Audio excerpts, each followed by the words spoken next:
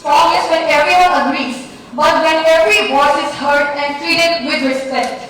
Thank you and Jai Hind.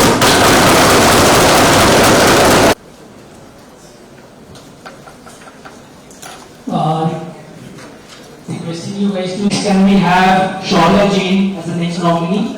Party number 5. Honorable members of the House, in United States, a project is complete. We have submitted our file. I not just nod and say yes. I'll look into the file. I'll question and then only let the assumptions. 33% of government schemes have reached about 80% of the physical completion. And I'll put up questions like these because it is just the what's and the why's that can shape the nation. देश के हित के लिए क्यों जरूरी है. हर आवाज मूल्यवान है और हर आवाज सुनी जाएगी. धन्यवाद. जय Hind.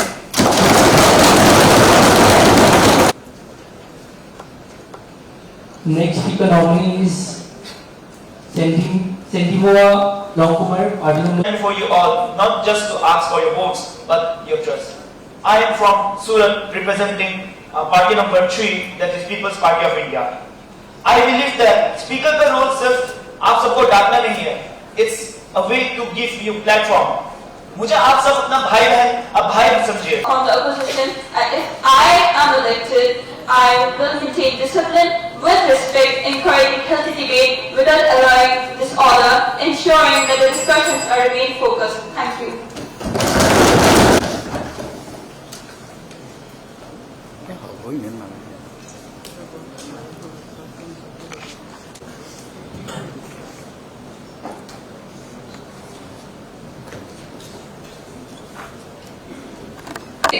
Greetings to the House at large. This is Ayashmita Das Chaudhary representing the constituency of Bilaspur. Before I begin, I want to ask you one simple question. What truly makes a good speaker? Is it the one who is the loudest in the room, or is it the one who speaks the most? Or is it the one who hears the best?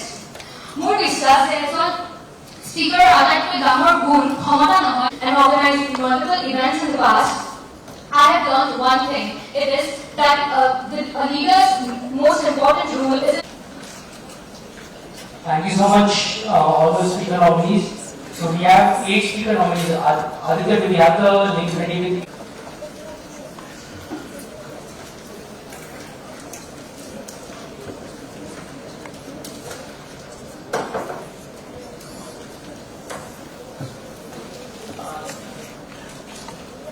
Speaker nominee Sentimora Longkumar, party number 3.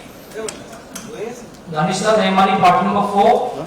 Keshav speech দিছিলে তার হিসাবত আপনাকে select করে কি vote দিব পারিব. Can you please turn the timer on for 30 seconds? Young Indians ভাৰতৰ এটা ভলেণ্টাৰী অৰ্গেনাইজেশ্যন, স্বেচ্ছামূলক সংগঠন আৰু বিশেষকৈ এণ্টাৰপ্ৰিনিয়াৰসকলে এই য়ং ইণ্ডিয়ানছ ভলেণ্টাৰী স্বেচ্ছাসেৱী সংগঠনটো তেওঁলোকে পৰিচালনা কৰে. বিশেষকৈ যুৱ প্ৰজন্মক তেওঁলোকে গাইডেন্স দিয়া, তেওঁলোকৰ কাউন্সেলিং কৰা, তেওঁলোকৰ কাৰণে বিভিন্ন প্ৰয়োজনীয় প্ৰশিক্ষণ, এক্সপ'জাৰ ইত্যাদিৰ আয়োজন কৰা. আৰু য়ং ইণ্ডিয়ানছে য়ং ইণ্ডিয়ান পাৰ্লিয়ামেণ্ট বুলি এক অনুষ্ঠান তেওঁলোকে কৰিছে, য'ত আমাৰ বিভিন্ন বিদ্যালয়, চৰকাৰী আৰু ব্যক্তিগত খণ্ডৰ বিদ্যালয়সমূহৰ পৰা অংশগ্ৰহণ কৰিব পৰা ছাত্ৰ ছাত্ৰীসকলক বাছনি কৰি আজি গুৱাহাটীলৈ লৈ আহিছে. আৰু আমাৰ বিধানসভাৰ হলত, মানে যিটো আমাৰ চেণ্ট্ৰেল হল আছে, তাত তেওঁলোকে এখন পাৰ্লিয়ামেণ্ট অনুষ্ঠিত কৰিছে. মই ভাবোঁ যে এইটো এটা খুব ভাল প্ৰচেষ্টা, আৰু ইয়াৰ জৰিয়তে ছাত্ৰ ছাত্ৰীসকলে যিটো আমাৰ বিধানসভাত যি প্ৰণালীবদ্ধ বা ষ্ট্ৰাকচাৰ্ড আমাৰ ডিবেট ডিছকাশ্যন হয়, সেই ষ্ট্ৰাকচাৰ্ড ডিবেট ডিছকাশ্যনৰ এটা ব্যৱহাৰিক তেওঁলোকে স্কিল আৰু জ্ঞান এই দুয়োটাই তেওঁলোকে লাভ কৰিব. গতিকে মই য়ং ইণ্ডিয়ানছক ইয়াৰ কাৰণে ধন্যবাদ জনাইছোঁ, আৰু বাকী এনেকুৱা ইনিচিয়েটিভ অন্যান্য সংগঠনেও মই ল'ব বুলি আশা ৰাখিছোঁ.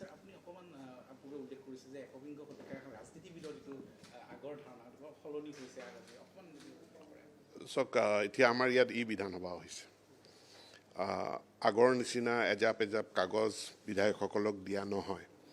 সকলোবিলাক অধ্যয়ন কৰিবলগীয়া, বিল হওক বা ৰুল হওক অন্য প্ৰশ্ন এইবিলাক আজিকালি আমি সব ডিজিটেল মাধ্যমতে পাওঁ তাৰোপৰি গোটেই এতিয়া ছ'চিয়েল মিডিয়াই ইমান আমাক ডমিনেট কৰি পেলাইছে গতিকে পুৰণা ষ্টাইলৰ বা পুৰণা ঢঙৰ ৰাজনীতিবিদ ৰাজনীতি সেইটো এতিয়া আৰু নচলে এতিয়া ৰাজনীতিত আহিবলৈ হ'লে এজন মানুহ তেওঁ ৱেল ইনফৰ্মড হ'ব লাগিব তেওঁ নিজে অধ্যয়ন কৰিব লাগিব তেওঁ নিজে প্ৰশাসন জানিব লাগিব ৰুল বুজি পাব লাগিব বিলসমূহ বুজিব লাগিব যিবিলাকত দ্ৰুত গতিত তাৰ পৰিৱৰ্তন হৈ আছে গতিকে প্ৰশাসনিক জ্ঞান এতিয়াৰ সময়ত সকলো ৰাজনীতিবিদৰ থকাটো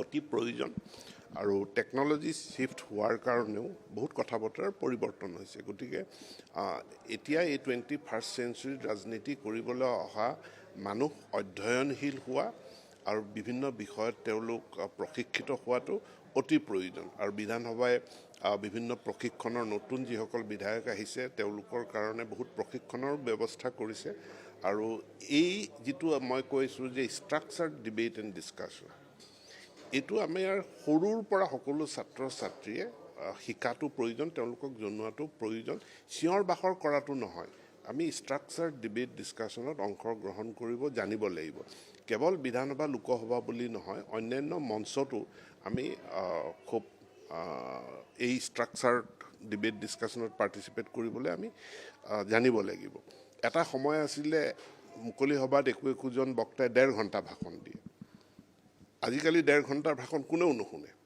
কিন্তু 1.5 ঘণ্টাত ক'বলগীয়া কথাখিনি আপুনি 20 মিনিটত ক'ব পাৰিব লাগিব আৰু 20 মিনিটত কোৱাৰ কাৰণে তাতো আপোনাক এটা স্কিলৰ প্ৰয়োজন তাতো আপোনাক এটা প্ৰশিক্ষণৰ প্ৰয়োজন সেইকাৰণে মই ভাবোঁ যে পাব্লিক স্পিকিং আৰু যি 21st চেঞ্চুৰী স্কিলসমূহ আছে মানুহেতো স্কিল মানে কেৱল এই কাৰ্পেণ্টাৰ কাঠমিস্ত্ৰী ৰাজমিস্ত্ৰী এইবিলাকো বুজিছিল এতিয়া যে চিন্তা কৰাটো সেইটোও যে এটা স্কিল এই সম্পৰ্কে এৱেৰনেছ সজাগতা মানুহৰ মাজত সৃষ্টি কৰাটো আমাৰ এটা মিছন আজিৰ ছাত্ৰ ছাত্ৰী বা নতুন প্ৰজন্মই কিবা এটা সুধিলে কি হ'বলৈ মন আছে বুলি ক'লে ডাক্তৰ হ'ম ইঞ্জিনিয়াৰ হ'ম এই ধৰণৰ কথাবোৰে বেছিকৈ কয় কিন্তু বা বিজনেছমেন হ'ম বুলি কয় ৰাজনীতিবিদ হ'ম বুলি বহুতে ক'ব নিবিচাৰে এই যিটো প্ৰৱণতা কি কাৰণে গঢ়িছে বুলি ভাবে নহয় মাক বাপেকে কেনেকৈ শিকায় আপুনি 5 বছৰতে শিকাই দিয়া ঘৰলৈ আলহী আহে আলহীয়ে সোধে মইনা তুমি ডাঙৰ হ'লে কি হ'বা মাকে আগতে শিকাই দিছে বা সেই সময়টো কৈ প্ৰম্পট কৰি দিয়ে মাকে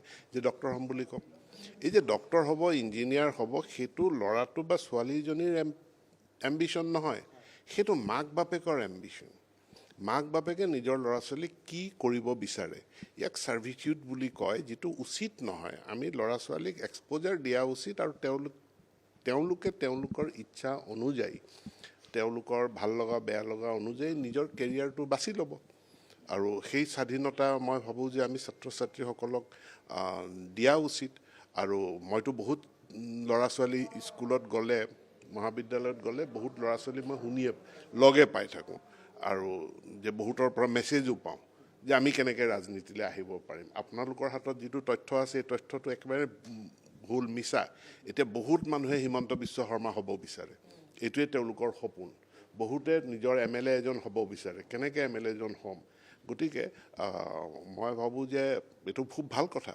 কিন্তু তেওঁলোকক মই এইটোও কওঁ যে তুমি কেৱল MLA অলপ কঠিন কিন্তু এজন যদি আমি ৰাজ্যখনৰ সেৱা কৰিব বিচাৰিছোঁ তেতিয়াহ'লে পাব্লিক ছাৰ্ভিচ মানে অকল MLA নহয় পাব্লিক এডমিনিষ্ট্ৰেটৰো হ'ব পাৰে গতিকে তেওঁলোকে APSC UPSCৰ জৰিয়তে প্ৰশাসনিক বিষয়া হৈও কাম কৰিব পাৰে আৰু এই ডক্টৰ ইঞ্জিনিয়াৰ এছামে হ'ব বিচাৰে কাৰণ তাত ফিনান্সিয়েল ছিকিউৰিটিটো বেছি যিটো মাক দেউতাকে বিচাৰে মাক দেউতাকে নিজৰ ল'ৰা ছোৱালীকেইটাক ফিনেন্সিয়েলি ছিকিউৰ্ড কৰি যাব বিচাৰে সেইকাৰণে সেই প্ৰফেশ্যনকেইটা চুজ কৰে কিন্তু এতিয়া বেলেগ বেলেগ প্ৰফেশ্যন চুজ কৰা ছাত্ৰ ছাত্ৰীৰ সংখ্যাও বহুত বৃদ্ধি পাইছে